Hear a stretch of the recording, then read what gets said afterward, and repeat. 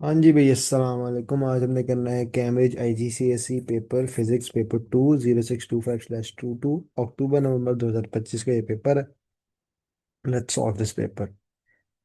सबसे पहला सवाल जो वो कह रहा है कि कौन सी क्वांटिटीज दोनों वेक्टर्स हैं। ठीक है, विच क्वांटिटीज आर बोथ वेक्टर्स। दोनों वेक्टर होनी चाहिए भाई। ठीक है, एक्सेलरेशन वेक्टर है हाँ जी, फोर्स वेक्टर ओके। हमारे पास आंसर आ गया इसका ए। गुड। अब एक्सेलरेशन बी ऑप्शन एक, एक्सेलरेशन वेक्टर है हाँ जी। प्रेशर वेक्टर नहीं है, pressure is a scalar quantity. Pressure क्या होता है? Force over area. लेकिन फोर्स, अब आप कहोगे फोर्स है हमारे पास वेक्टर क्वांटिटी, तो क्यों नहीं है प्रेशर वेक्टर? प्रेशर के पास फोर मैग्नीट्यूड तो है, लेकिन प्रेशर हर डायरेक्शन में एक्ट कर रहा होता है। ठीक है, प्रेशर की कोई पर्टिकुलर डायरेक्शन नहीं होती, कोई फिक्स डायरेक्शन नहीं होती। हर डायरेक्शन में प्रेशर एक्ट कर रहा होता है, तो इसको हम कहेंगे इसलिए कि वो स्केलर क्वांटिटी है, वो वेक्टर क्वांटिटी नहीं है। And density is not a, क्या नाम है, vector quantity, it is a scalar quantity again because it does not have a direction. Again D option is correct because of density and pressure, both they are both scalar quantities. अच्छा, B part में बात हम आते हैं।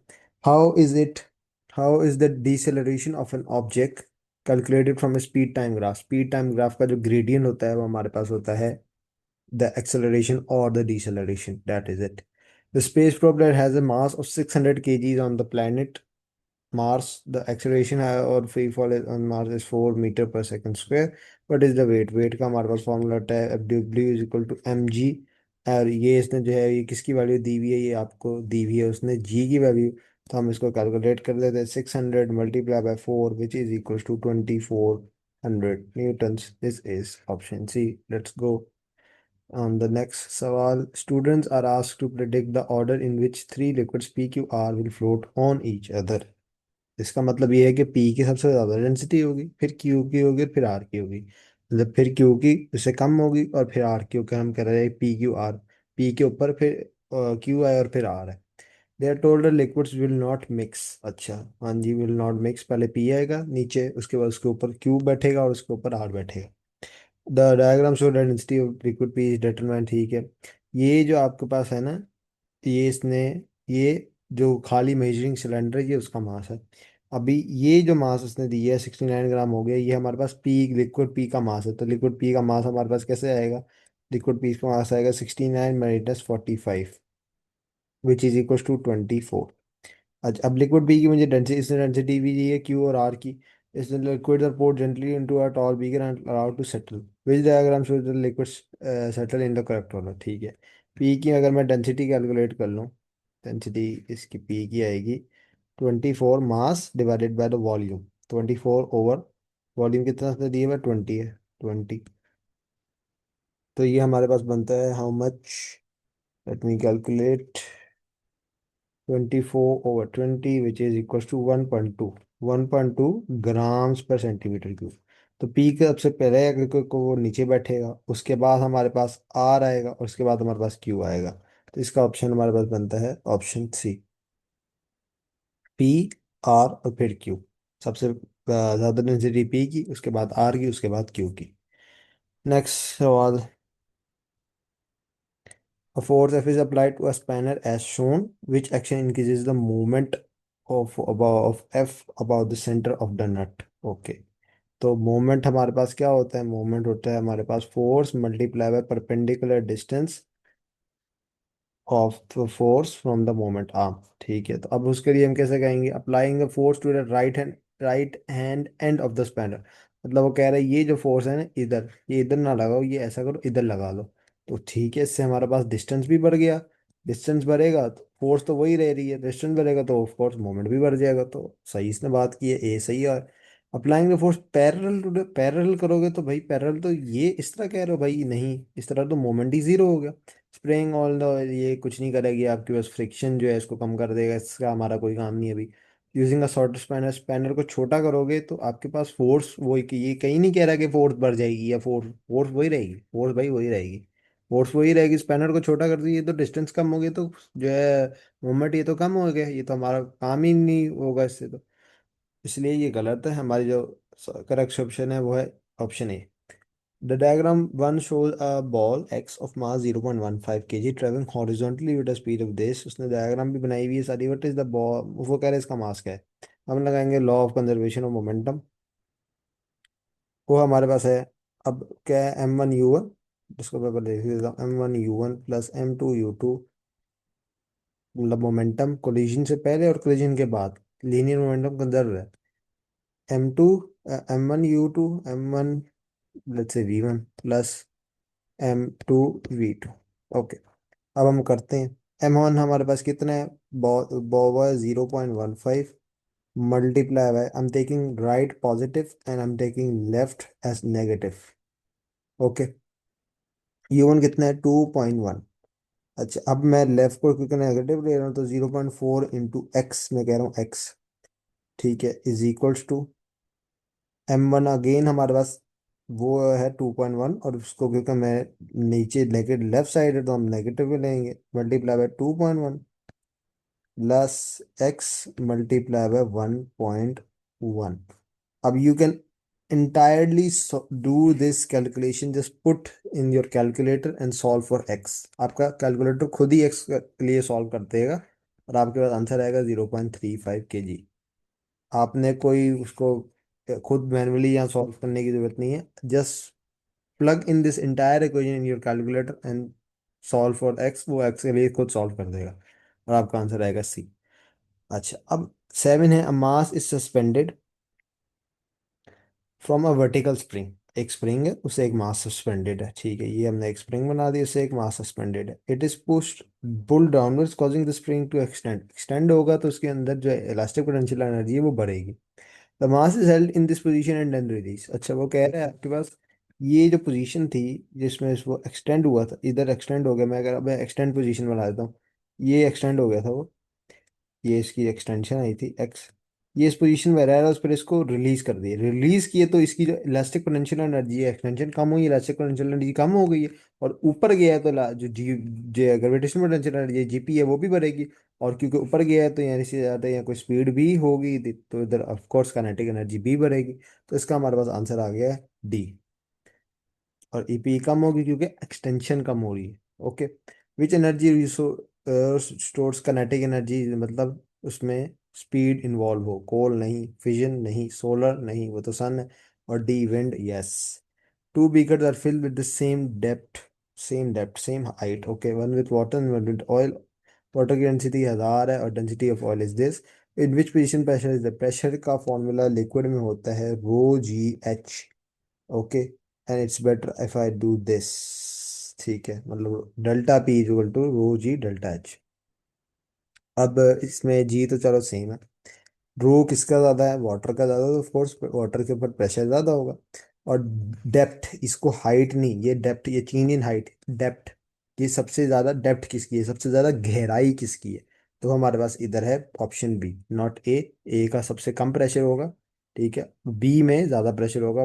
क्या नाम है, water की उसकी डेंसिटी भी ज्यादा है, वाटर की डेंसिटी भी ऑयल के मुनासबत ज्यादा, और उसका डेप्थ भी ज्यादा है ए से। Next, the pressure of the air in a car rises after a long journey. वो कह रहा है कि प्रेशर जो है वो बढ़ा है। Okay, this is caused by the change in the average speed of air particles and a change in temperature of the air tire। अब वो कह रहा है ये कौन सा चेंज है मुझे बताओ जिसकी वजह से प्रेशर जो है वो बढ़ा है। अब आपको ये पता होना चाहिए कि जो कनेटिक एनर्जी है, अगर वो बढ़ेगी तब हमारे पास जो टेम्परेचर है वो बढ़ेगा। kinetic energy is directly proportional to the temperature। kinetic average kinetic energy particles, या आप आगे जाके A2 में भी पढ़ोगे, ए लेवल्स के सेकेंड ईयर में, कि जो kinetic एनर्जी, चलो मैं फॉर्मूला बता देता हूँ। kinetic एनर्जी और उसका जो फॉर्मूला होता है 3/2 kT, ठीक है, और delta K is equal to delta T. Okay, तो जितनी ज़्यादा काइनेटिक एनर्जी होगी उतना ज़्यादा टेम्परेचर होगा। और आपके पास जो प्रेशर है वो डायरेक्टली प्रोपोर्शनल है टेम्परेचर से, क्योंकि again again this is the formula you will learn in your A levels, P V equal to N R T. ठीक है, तो pressure is directly proportional to temperature, temperature बढ़े, pressure बढ़ेगा, temperature बढ़ेगा, temperature बढ़ेगा, kinetic energy बढ़ेगी। अब इसके लिए हमारे पास जो फॉर्मूला है वो जो इसके लिए जो आंसर बनेगा वो हमारे पास बनेगा डी, दोनों चीज़ें बनेगी। In which range the temperature of a water, which ranges of temperature is water liquid, water किन रेंजेस पे, ये केल्विन में दिया हुआ है। अब आपको जो है वो पता होना चाहिए relationship between kelvin and degree Celsius, which is kelvin equal two degree Celsius plus 273। अब वाटर किन में होता है, वाटर होता है 0 से 100 डिग्री सेल्सियस में। तो अब जब आप जीरो डालोगे आएगा 273 केल्विन, और जब 100 डिग्री सेल्सियस डालोगे आएगा 373 केल्विन। इसका हमारे पास आंसर बनता है ऑप्शन डी। नेक्स्ट सवाल। The diagram represents the particular arrangement in the sample of three different substances P, Q और R। P हमारे पास लिक्विड है। ओके, इसको मैं L कह देता हूँ, इसको मैं S कह देता हूँ, इसको मैं गैस कह देता हूँ। हैव इक्वल वॉल्यूम, वॉल्यूम बराबर है और उनके टेम्परेचर भी बराबर है। Okay. The samples are heated, उनको गर्म किया गया, temperature increase, each sample is the same. अच्छा, द टेम्परेचर चेंज है, इंक्रीज है, वो सेम है, and no changes of the state take place. कोई स्टेट में चेंजेस नहीं होते। Okay. Which row shows possible increase in volume. Temperature बढ़ाओगे तो जाहिर सी बात है वो फैलेगा, एक्सपैंड तो होगा। एक्सपैंड सबसे ज्यादा कौन सा होगा, गैस होगा, उसके बाद लिक्विड होगा, उसके बाद सॉलिड होगा। ठीक है, सबसे ज्यादा कौन सा होगा, गैस, फिर लिक्विड। लिक्विड हमारे पास है पी। पी हमारे पास होगा 1.9, 1.9 नहीं, ये हमारे पास सॉलिड है। Yes, this one, 1.9 and this. क्यों हमारे पास सॉलिड है तो हमारे पास ऑप्शन सी। तो हमारे पास 12 का आंसर है ऑप्शन सी। नेक्स्ट सवाल। A cup contain 0.25 kg of water at 60 degrees Celsius. Some time later, the water has cooled to 20 degrees Celsius. Okay. How much energy has been transferred from water? उसने आपको capacity इसकी जो heat capacity उसकी भी value दे दी है, specific heat capacity. उसने पूछा है कि क्यू कितना है। पता होना चाहिए, क्यू का फॉर्मूला होता है MC∆T। एम कितना है हमारे पास, 0.25 into what is C is 4200 into delta T which is 60 - 20, तो which is 40, which is equals to 40. When you do this calculation, you will get the answer 4200 joules. 42,000 joules, which is option B. Next, a pure substance is heated slowly. The temperature of the substance is measured as it starts to melt and when it finishes melting. Okay. Which statement is correct? अच्छा, the temperature degree slightly as नहीं, वो कह रहा है कि melting, जब वो melt हो रहा है, ठीक है, एक सॉलिड एक लिक्विड बन रहा है, तो उसके दौरान क्या टेम्परेचर चेंज हो रहा है, या क्या उसका हम टेम्परेचर जो चेंज, टेम्परेचर में एक जो चीज़ हो रही है उसको हम ऑब्जर्व करें। Temperature measure as it starts to melt and when it finishes melting. इसका मतलब ये है कि क्या कुछ हो रहा है, हम कहेंगे नहीं, क्योंकि जो टेम्परेचर है वो कांस्टेंट।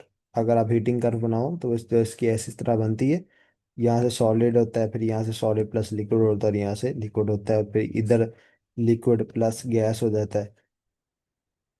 तो इसलिए कंप्लीट जब स्टेट चेंज होती है हमेशा कांस्टेंट टेम्परेचर पे होती है, ना टेम्परेचर बढ़ता है तब ना कम होता है। टेम्परेचर डिग्री स्लाइटली नहीं fluctuate as the substance melts, no, तो increases, no, stay is the same as the substance melt. Option is D. Next आओ। A metal filament that glows when heated by an electric current, current आएगा तो जाहिर सी बात है वो glow करेगा।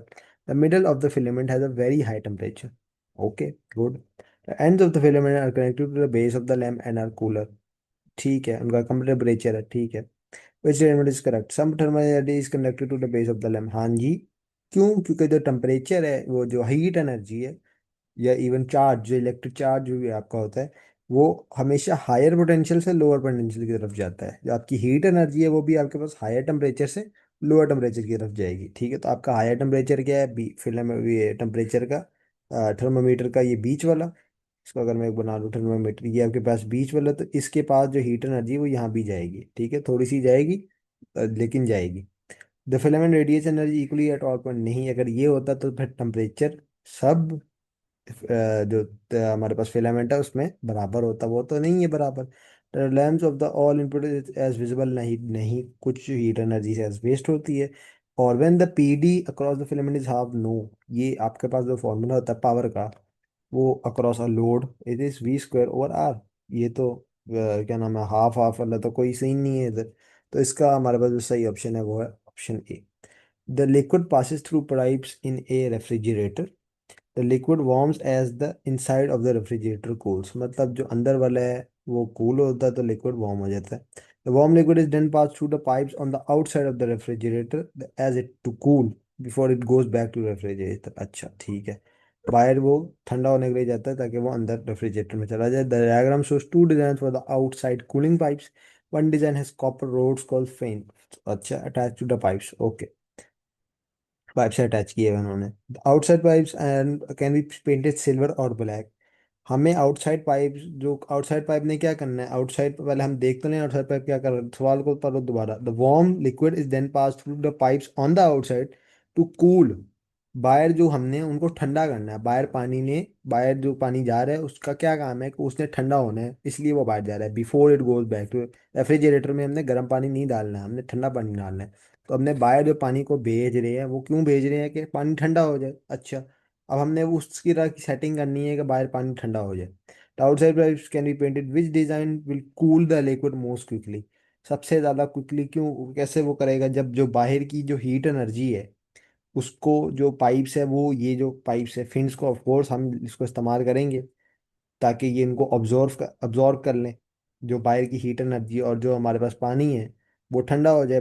अगर हमारे पास पानी ठंडा नहीं होगा, जैसे अगर हम इनको पेंट फिन्स इस्तेमाल ही नहीं करेंगे और हम सिल्वर पेंट कर देंगे, तो वो तो हीट को इमिट करेंगे, रिफ्लेक्ट करेंगे, वो हमारे पास ऑब्जॉर्व तो नहीं करेंगे। ठीक है, अब अगर हमारे पास, हम इसको इस्तेमाल नहीं करते और हम कर लेते हैं सिल्वर, इससे तो हमारे पास जो हीट वो रिफ्लेक्ट बैक हो जाएगी, वो इमिट हो जाएगी। ठीक है, वो पानी मतलब ठंडा नहीं होगा, पानी वो इस तरह गर्म ही रहेगा। हमें पानी चाहिए ठंडा, तो हम उस तरह सेटिंग करेंगे तो हमारी हीट है वो अब्जॉर्ब हो जाए, और वो जो black painted black with fins है, ये इन हीट को अब्जॉर्ब कर लेंगे, जिसकी वजह से हमारे पास यहाँ वाला जो पानी है वो ठंडा हो जाएगा और फिर वो रेफ्रिजरेटर में जाएगा।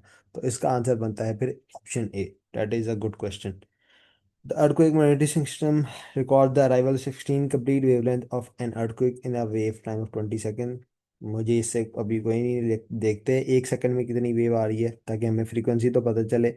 16 वेव्स आ रही है भाई साहब 20 सेकंड में, एक सेकंड में हमारे पास कितनी आएगी वेव्स। एक्स के लिए सॉल्व करते हैं, एक्स के लिए हमारे पास आंसर आता है 0.8। एक सेकंड में 0.8 वेव्स हमारे पास आ रही हैं। The speed of the wave is this, what is the wavelength. अब हम कर सकते हैं v equal to F lambda. F हमारे पास है, वी हमारे पास है, lambda equal to V over F. तो lambda equal to how much, V कितना है हमारे पास, वी है हमारे पास 6 किलोमीटर से, और उसने हमें मीटर में दिया है, तो हमें पहले कन्वर्ट करना पड़ेगा इंटू 10 की power 3 over 0.8। When we solve this we get answer D, option 7.5 into 10 की power 3 metres. Okay good. Next सवाल। Which statement is correct? Seismic S waves are longitudinal waves. No, they are not. They are transverse. Sound waves are longitudinal. जी हाँ जी, good. अब जैसे एक correct statement ना, आगे पढ़ने की जरूरत भी नहीं है, लेकिन पढ़ लेते हैं। एम्पलीट्यूड इज ऑलवेज ग्रेटर, नहीं, ये कहाँ सी किताब में लिखा है। The vibration of right angle is to that, नहीं, ये कौन सी किताब में लिखा है। ये तो ट्रांसफर वेव होती है जब राइट एंगल जो लॉन्गिट्यूडनल है उसके साथ पैरेलल होती है। A water droplet is falling toward a horizontal plane mirror, okay. At one moment droplet, अब ये जो है इसको करने के लिए always visualise, always draw the diagram. At one point droplet is a distance of 1.5 metre above the mirror and following at the speed of this. वो कह रहा है जब वो इधर है तो इसका जो डिस्टेंस है यहाँ से वो है 1.5 मीटर, और इसकी जो स्पीड है वो है हमारे पास 2 मीटर पर second, okay. Which is the distance between the droplet and its image and what is the speed of the image at this moment? Speed तो भाई साहब सेम रहेगी, स्पीड कहीं से डबल नहीं हो रही, तो ये तो हो ही नहीं सकते। जो डिस्टेंस है इमेज का, डिस्टेंस इमेज का ये यहाँ आ गया, ये यहाँ से आ रही है 1.5 मीटर, और ये हमारे पास है इमेज, ये हमारे पास है ऑब्जेक्ट। ठीक है, तो अब हमारे पास जो डिस्टेंस है वो हमारे पास है सी, आंसर है सी, क्योंकि स्पीड ने तो सेम ही रहना है। Total internal reflection TIR may occur when light reaches an air glass boundary. Which condition is light totally internally reflected? Medium कौन सा होना चाहिए, मीडियम होना चाहिए ग्लास। और हमारे पास जो किताब होता है जब एंगल जो है वो क्रिटिकल एंगल से ज़्यादा हो जाए, तो ये आता है हमारे पास C. Next, a long sided person, long sided का मतलब होता है कि वो सिर्फ दूर की चीज़ें देख सकता है, करीब की चीज़ें नहीं देख सकता। Cannot see because the image is blurred. हाँ जी, अब ये क्यों होता है? क्योंकि जो हमारे पास जो इमेज है वो बिहाइंड द रेटिना बन रहा होता है। ये लिख लो, लॉन्ग साइडेड का जो इमेज है वो बिहाइंड द रेटिना बन रहा होता है, और मतलब रेटिना के पीछे। तो उसको सही करने के लिए हम कन्वर्जिंग लेंस का इस्तेमाल करते हैं। और जो लॉन्ग शॉर्ट साइडेड होता है वो सिर्फ करीब की चीज़ें देख सकता है, दूर की चीज़ें नहीं देख सकता। क्यों? क्योंकि उसकी इमेज जो है वो in front of the retina बन रही होती है, और उसके सही करने के लिए हम डाइवर्जिंग लेंस इस्तेमाल करते हैं। अभी हमारे पास लॉन्ग साइडेड का सवाल आया, तो उसका हम करने के लिए कन्वर्जिंग इस्तेमाल करेंगे, क्योंकि बिहाइंड द रेटिना जो है इमेज बन रही होती है। What is the speed of infrared radiation in glass with refractive index? इसने एन की वैल्यू दी हुई है। इसके लिए हम फॉर्मूला इस्तेमाल करेंगे, N is equal to C over V. और उसने सी की वैल्यू हमें पता है कितनी होती है, वी को हमने वी को फाइंड करना है। C is 3.0 into 10⁻⁸ speed of light that you should know by heart over 1.5, 2.0 into 10 is power 8. Travels through air as a series of compression and rarefaction. We know भाई, which statement correctly compare the compare a compression with a rarefaction? अच्छा ठीक है। इन a compression the wavelength का भाई साहब कोई ताल्लुक नहीं है, शॉर्टर या लॉन्गर, नहीं नहीं। In compression the density of air is greater. Density, हाँ जी, density is greater and the pressure is also greater, क्योंकि जब करीब करीब है तो जाहिर सी बात है, डेंसिटी ग्रेटर तो pressure is also greater. In compression density is lower, नहीं, डेंसिटी और pressure is lower in rarefaction, क्योंकि कब डिस्टेंस ज़्यादा है तब पार्टिकल्स दूर है एक दूसरे से। वेस्टर्न और permanent material, permanent magnet made of steel, हाँ जी। इलेक्ट्रोमैग्नेट टेम्परेरी मैग्नेट, हाँ जी। And they are made of iron. A magnet can be used to induce a magnetism of in an iron bed, हाँ जी, of course। तो इसका है A answer. In a circuit, two identical lamps are connected in parallel. I will first draw the diagram. This thing, these are called lamps. Okay. The parallel lamps, the parallel pair of lamps is connected in series with a resistor. This is the resistor and this is the power source. Let's make an independent power source. ये लो भाई। अच्छा, और battery does 120 joule of, अच्छा ये जो काम है ये किसकी डेफिनेशन है? ये है पोटेंशियल डिफरेंस, या आप कह सकते हो वर्क। बैटरी बैटरी की बात है तो ये ईएमएफ की बात आ रही है। इसका फॉर्मूला था W is equal to V Q. तो V equal to W over Q. तो डब्ल्यू 120 ओवर 50, ये हमारे पास आएगी ईएमएफ। ईएमएफ हमारे पास कितनी है? 120 और 50 करते हैं, हमारे पास आती है 2.4 वोल्ट। तो सी या डी तो है ही नहीं। अब हमारे पास है, in a lamp 40 joule of work is done by the charge that is passes through in each lamp 40 joule of work is done. अच्छा, हर लैम्प में हमारे पास 40 जूल है भाई साहब। यहाँ भी 40 जूल है और यहाँ भी 40 जूल है। ओके। अच्छा, अब हमारे पास जो क्या चीज इसने रजिस्टर की, इसने वैल्यू नहीं दी हुई, ठीक है। EMF and the potential difference across each lamp is V. उसने कहा है कि हमारे पास जो ईएमएफ ई है, और जो पोटेंशियल डिफरेंस है वो है वी। ओके। अब अगेन हम यही वाला फॉर्मूला इस्तेमाल करेंगे, W is equal to V Q. W over Q is equal to V, potential difference. W हमारे पास कितना है? एक का 40, एक की बात कर रहे हैं। क्यू कितना है? उसने क्यू हमें दिया है, ये क्या है? क्यू 50 कूलम है। यहाँ से तो क्यू घुस रहा है वो है 50 कूलम। तो अब ये ऑफ कोर्स, क्योंकि ये सेम जो है प्रॉपर्टी की है लैम्प्स, तो हम कहेंगे ये कि जो चार्ज है वो डिवाइड हो जाएगा। तो इसमें भी जाएगा 25 कूलम्स, और इसमें जी भी जाएगा 25 कूलम्स। अगर सीरीज में होते तो चार्ज सेम रहता, सीरीज में नहीं है, पैरेलल में, तो चार्ज डिवाइड होगा। तो हमारे पास चार्ज डिवाइड हो गए, यहाँ जाएगा 25, 40 ओवर 25 करते हो तो आपके पास बनता है 1.6 वोल्ट। पोटेंशियल डिफरेंस कितना है? 1.6 वोल्ट, इधर भी ऊपर भी 1.6 वोल्ट। इसका आंसर बनता है बी। नेक्स्ट आओ। Two wires X and Y are made of the same metal and the same resistance. which अब इसमें हमने कौन सा फॉर्मूला इस्तेमाल करना है? R is equal to rho L over A. इसको अगर मैं सही तरह लिखूं, क्योंकि A is pi D square over 4, तो इसको मैं करता हूँ 4 pi, 4 rho L sorry, 4 rho L over pi D square. अब इसको अगर मैं करूँ, क्योंकि आर वो सेम है, रेजिस्टेंस सेम है, वो भी सेम है, बस हम, और 4 और पाई तो कांस्टेंट है, तो मैं कह सकता हूँ L1/D1 का square is equal to L2/D2 का स्क्वायर। अच्छा, अब हम इसमें जरा कैलकुलेशन करते हैं। इन सवालों में ना जो टिप है मेरी, कि आप जो है ना एन से स्टार्ट किया करो, डी ऑप्शन से, ठीक है, क्योंकि ये जो थोड़ा होते हैं लंबे सवाल, तो इसको हम एन से स्टार्ट करते हैं। और again, ensure that you have the same units. Deep it's always best to have the same units, ठीक है। लाइक इधर सेंटीमीटर, भाई साहब इसको कन्वर्ट कर दो मीटर में, इसको 10 की पावर -2 कर दो, ये सब जो है ये मीटर में कन्वर्ट हो गए। 10 की पावर -2 इंटू 10 की पावर -2, ठीक है। फिर ये इंटू 10 की पावर -3 इंटू 10 की पावर -3, ये सारे 10 की पावर-3, ये 10 की पावर-2 सारे, ये 10 की पावर-3 सारे। अब ऑप्शन डी से स्टार्ट करते हैं। इसको पहले हम इसको डर के करेंगे या फिर इसको करेंगे। 50 इंटू 10 की पावर-2 इंटू 10 की पावर-2 आंसर ओवर 0.40 इंटू 10 की पावर-3 का होल स्क्वायर। ये बनता है 3125, 3 दफ़ा 0 आ रहा है। ओके, नेक्स्ट हम आ जाते हैं 200 इंटू 10 की पावर-2, इसकी बात कर रहा हूँ, देखते हैं। 2 ओवर हमारे पास आता है 1.60 इंटू 10 की पावर-3 का होल स्क्वायर। वैसे 781250, ये तो गलत है, ये आ ही नहीं रहा, ठीक है, तो इसको हम कर देते हैं क्रॉस। नेक्स्ट था 50 इंटू 10 की पावर-2, आंसर ओवर 0.40 इंटू 10 की पावर-3 का होल स्क्वायर, विच इज 3125, 3 दफ़ा 0। ओके, नेक्स्ट इस इसकी अब ये वाली बात कर रहे हैं। तो 200 इंटू 10 की पावर-2,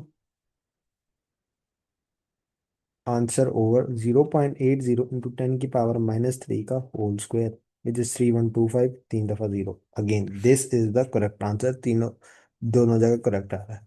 ठीक है, अगर आप ए और बी से करते तो आपका अगेन इन दोनों में फिर टाइम लग जाता। इसलिए ऑलवेज इन तरह के जो सवाल होते हैं उसमें यूजली यूजली आंसर या डी हो गए या सी हो गए, एंड वाले आंसर हो गए। नेक्स्ट आओ, which correct contain an LDR, LDR कौन सा है हमारे पास, D option.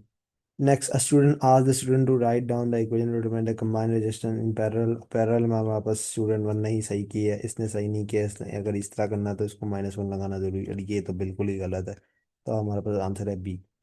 Electrical number has a symbol on it to rear it is double insulated, ठीक है भाई साहब, डबल इंसुलेटेड, अर्थ की वायर की जरूरत नहीं है। वैसे एडवांस करेगा 2 को flexible wire no earth square is connected to main supply, हाँ जी, गुड भाई। इट नीड एडवायर की जरूरत ही नहीं है। No fuse of circuit breaker is needed, no fuse नहीं, वो तो चाहिए। इंसुलेटेड है इसका ये नहीं मतलब कि वो नहीं है, सर्किट कभी भी करंट ऊपर चला जाए तो फ्यूज तो चाहिए होता है, ऐसे नहीं होता, या फ्यूज या circuit breaker is necessary. The cable should be connected on live and earth कर, नहीं, ये कौन सी बात था ही नहीं। The length of wire across the space of two poles of magnet, अच्छा, पहले मैं लगा बना दूं उसको, ये नॉर्थ आ गया, ये साउथ आ गया, ये एक वायर आ गई। अब old mayor measure EMF generated by the two, अच्छा इधर एक वो बना देते हैं भाई साहब, वी बना देते हैं volt meter. Which has the highest reading, highest reading कब कब होगी, जब हमारे पास मैग्नेट की स्ट्रेंथ ज़्यादा होगी और जो स्पीड ऑफ वायर है वो तेज होगी, तभी हमारे पास ईएमएफ जो जनरेट होगा वो सबसे ज़्यादा होगा।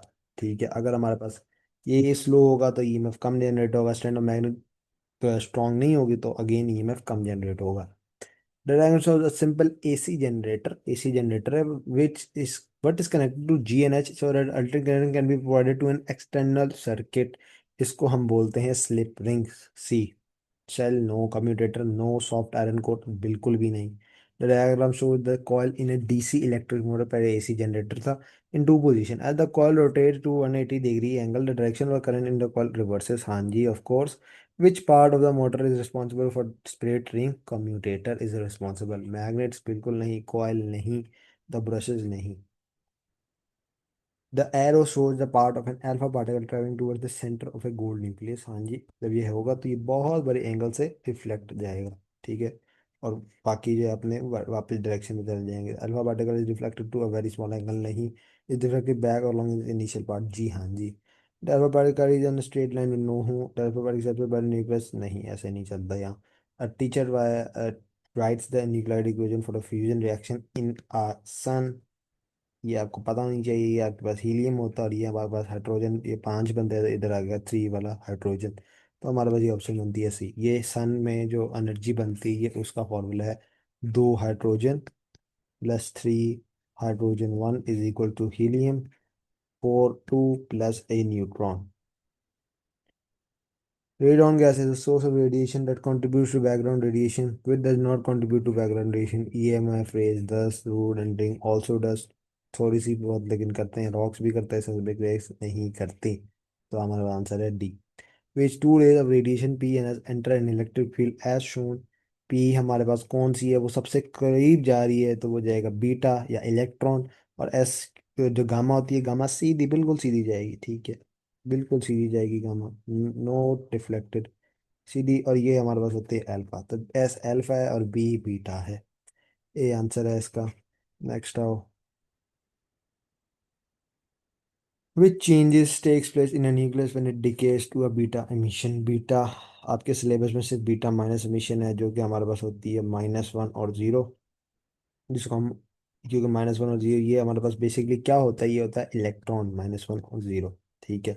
अच्छा, अब ये क्या होता है, ये हमारे पास जो बन रहा होता है न्यूट्रॉन, एक प्रोटॉन प्लस इलेक्ट्रॉन में बन रहा होता है, ये हमारे पास होता है बीटा माइनस एमिशन में। A space probe measures the gravitational feature at four distances from a planet। एक planet के ऊपर खड़ा हुआ है एक बंदा, उसने कभी इधर मेजर किया है, कभी उसने फिर थोड़ा सा उसके ऊपर मेजर किया, मतलब planet से ही थोड़ा सा, कभी वो लाइक पहाड़ियों में मेजर कर रहा है, कभी वो जमीन में मेजर कर रहा है। Point further from the planet is measure first and the point nearest. अच्छा, सबसे दूर जब वो जमीन के घर लाइक पहाड़ियों में कर रहा है या थोड़ा सा उससे ऊपर कर रहा है, तब उस वो जब मेजर कर रहा है, वो सबसे पहले उसने मेजर किया, और सबसे करीब जो मेजर किया है वो उसने सबसे बाद में मेजर किया। तो कौन सी ऑर्डर पे सबसे, जब वो दूर खड़ा है अर्थ के, तो सबसे कम ग्रेविटेशनल फील्ड स्ट्रेंथ है, तो जैसे जैसे आप दूर जाते जाते हो प्लैनेट से या स्टार से किसी, तो तब जो आपकी जो ग्रेविटेशनल फील्ड स्ट्रेंथ है वो कम होती जाती है, और जैसे जैसे आप करीब आते जाते हो ग्रेविटेशनल फील्ड स्ट्रेंथ बढ़ती जाती है। तो आपका इसका आंसर है A. The galaxy Draco is the distance of this much from the earth in which, what is the distance in light years? Okay, you need to know the light years। इसका जो formula आएगा distance ऊपर 6.66 × 10⁻20 over 1 light year. 1 light year हमारे पास कितनी होती है, 9.46 × 10⁻15। when you do this, the answer is B, which is 6.9 into 10 raised power 4 light years। B answer। What is a possible result of a supernova explosion? Supernova explosion कब होता है, जब आपको star बिल्कुल मरने वाला हो जाता है, तो उसके बाद हमारे पास वो इसका सुपरनोवा एक्सप्लोजन का रिजल्ट क्या होता है, इससे क्या बनता है बाद में, वो आपको बनता है न्यूट्रॉन स्टार। रेड जायंट या रेड जायंट सुपर स्टार ये आपका तब बनता है जब आपके पास सुपरनोवा एक्सप्लोजन से पहले वाली ये बातें हैं, तो ये तब नहीं होता। लेकिन आपके पास जो वाइट ड्वार्फ स्टार होता है, वो आपके पास जो remainings of a low match star जैसे सन उसके भी होता है, तो वो उसका भी सीन नहीं है। इसका जो सही आंसर है, करेक्ट आंसर, वो है option A. And that is it, the paper is officially done. Thank you for watching, until next time, Allah Hafiz।